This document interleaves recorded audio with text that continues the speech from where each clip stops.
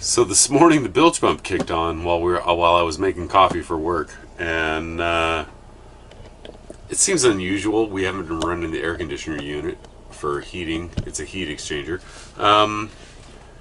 Then about 5 minutes later it kicked on again, and we were wondering why. And I checked the bilge, I checked everything. I'm like... So then when I came home from work, I got home first, and I was standing in the galley, and I felt heat coming from underneath the sink. It felt warm, like you could feel it through the louvers on the door. So I opened it up, and it was just water. It was just pouring out of the water heater. So I made some emergency phone calls to Rich, turned off the water heater, and now here we are. This is the water heater under the sink. So there's actually a cover that goes over the top of all of this electronics.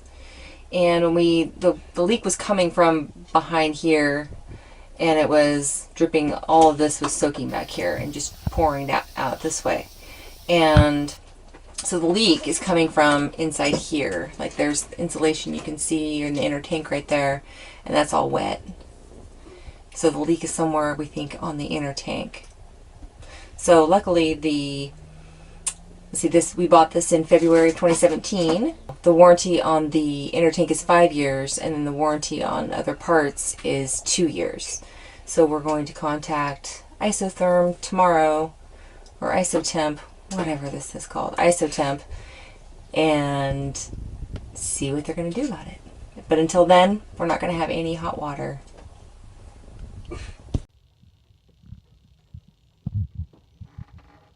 Dripping down. So, because I got to bypass the water heater, I've found a couple of extra fittings in the shed, and I'm going to bypass the cold and hot water supply. And I'm putting on Teflon tape and Teflon pipe dope, and I'm going to screw the two together, connect the hot and cold side, bypass the water heater. Okay, so what we're going to do, or what Rich is going to do, is he's going to take this blue line, which is the cold water supply, which goes into the water heater, and then the red is the hot water coming out up to the faucet.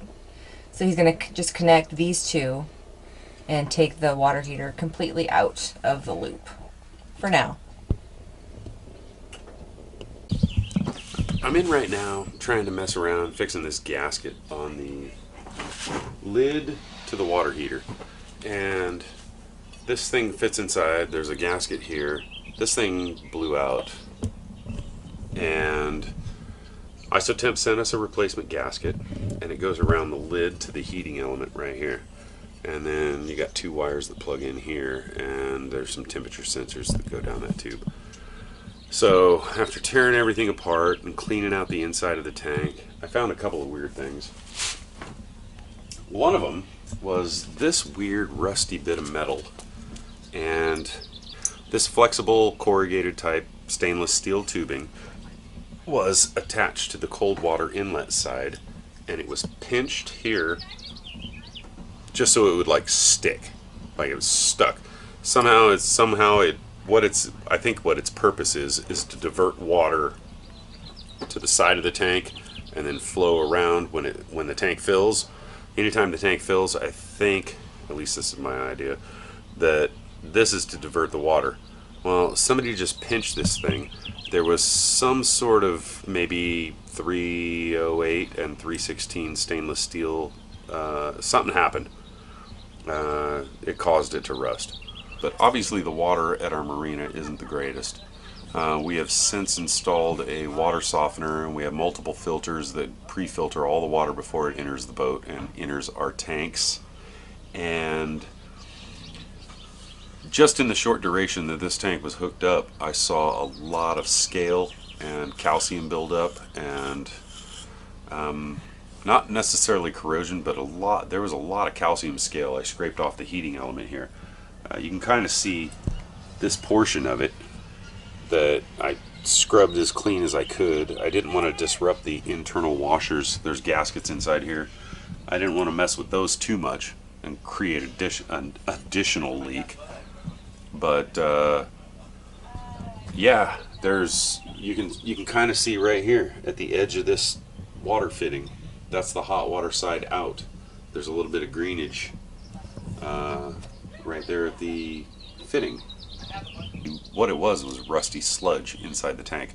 I've gone through, I've opened everything up, I cleaned and wiped down the entire inside of the tank. I've got the new gasket set on the heating element lid, and I'm going to put a... How do you put that back in? I don't even know. I wiggled it. I actually had to take the old gasket off. So there's an arrangement where you gotta put it in, twist it, kind of turn it, rotate it a little bit, drop it down, turn it around, and then park everything where the electrodes fit the connections to all the wires for the thermostats and sensors and all that stuff.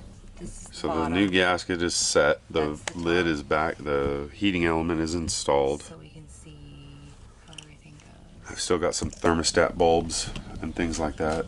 Thermostat unit, that all has to be tied together and put back in here. But so I got the heating element with the cover plate installed. The new gasket is installed on top of that. There's a retraction fitting here that pulls everything tight. Got everything sealed up. I think it will work. All the wires are hooked up. The sensors, there's some heat, temperature, and pressure sensors that go inside there. All that's hooked up. The instructions are vague. The guy on the phone was really helpful, and he emailed me a separate drawing which showed like the exploded view of where the heat probe goes in. No, but it showed me how the gasket actually goes in. Actually, the instructions say, pay attention to how it looks when you pull it apart so you'll know how to put it back, because we don't tell you how to do that. So once we install the new gasket and put everything back together, we put the water heater back under the sink and fired it up, and it seems to be running fine. It's not leaking at this point, so I guess this project is a success. Thankfully it was still under warranty, and probably before we do anything offshore, we're going to be gone from the States. We'll probably order some spare parts before we go from Isotemp, just to make sure that we have what we need in case it happens again. And next week we're going to be doing, actually we're going ziplining next week, so we might have a little video on that. And then we also have, we're going to do some work on our furler, so we have some stuff coming up about that. If you like our videos, be sure to give us a like, subscribe if you haven't already, and leave a comment down below if you have any questions or just want to say hi. Thanks.